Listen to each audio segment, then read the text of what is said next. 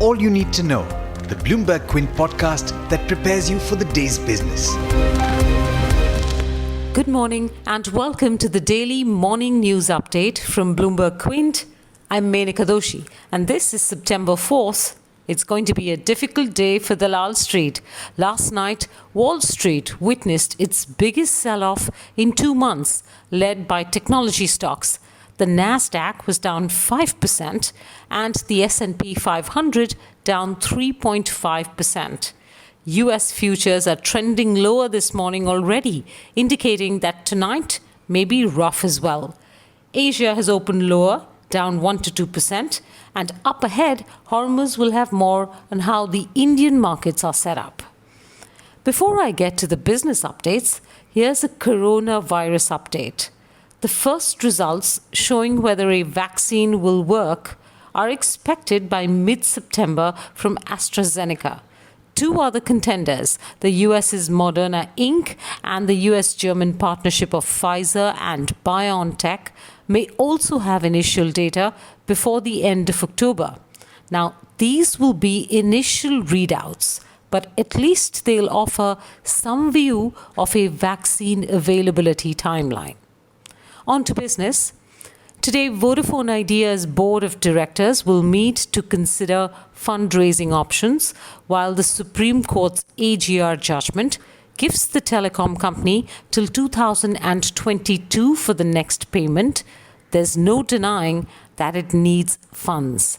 Bloomberg reported that the company intends to raise $1.5 billion. Reuters says Verizon and Amazon may invest over $4 billion in Vodafone Idea.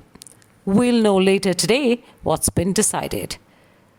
The list of bidders for the assets of DHFL has come down to 2 Indian business houses and 2 international funds looking to purchase different parts of the business. The deadline for submission of bids is set for the 16th of September. If you want to know who the 4 bidders are likely to be, you know what to do. Log on to bloombergquint.com. Japanese conglomerate SoftBank is actively looking for local partners to buy TikTok's India assets. That's according to a Bloomberg report citing sources. Over the past month, SoftBank has held talks with the heads of India's Reliance Jio and Bharti Airtel, but hasn't found much success yet. SoftBank owns a stake in TikTok's Chinese parent ByteDance. As you know, TikTok is considering selling its operations in several countries after many governments, including India's, shut down the app. The COVID-19 pandemic pushed more people towards digital payments as consumers opted to purchase and pay online for health and convenience reasons. So, Bloomberg Quint worked to compute how much personal consumption expenditure has gone digital. And we found that in the April to June quarter, just over 25% of personal consumption expenditure was done via digital payment platforms. You can read that story in all detail on bloombergquint.com. The price of diesel has been cut for the first time in close to 6 months after state-owned fuel retailers reduced the retail selling price by 16 paise per litre. Diesel now costs 73 rupees 40 paise per litre in the national capital and 79 rupees 94 paise in Mumbai. Hotels, restaurants and clubs in the national capital have been permitted to serve liquor from 9th September. That's what Delhi government sources told news agency PTI. We're still awaiting the official notification yet. India's loan moratorium scheme is in the Supreme Court as some petitioners have opposed the levy of interest on interest that is payable by those that sought to stand still their loan payments in the past 6 months. Passing an interim order in the case yesterday, the Supreme Court said accounts that were not non-performing assets or NPAs as on August 31st should not be declared such until further orders. While that sounds ominous, the material impact is minimal as the moratorium has only just come to an end, and it will take weeks, if not months, before banks start labeling loans as non-performing. Now, you must be keen to know how Indian markets will fare this Friday, given the weak global setup. Hormuz Fatakia has more on that. Good morning, Hormuz. What's the SGX Nifty looking like this morning? Good morning to you, Menka, and to our listeners as well. The SGX Nifty is pointing to a gap down opening for the Indian markets. Early trades on the index show that it is lower by 1% near the mark of 11,400. On to specific stocks now, and as Menka mentioned about Vodafone Idea earlier, the company will be holding its board meeting today to raise funds. The stock ended 30% higher on Thursday after certain reports claim that it plans to raise as much as $1.5 billion and is in talks with various investors for the same. The company then later issued a clarification saying that no such proposal is under consideration as of now.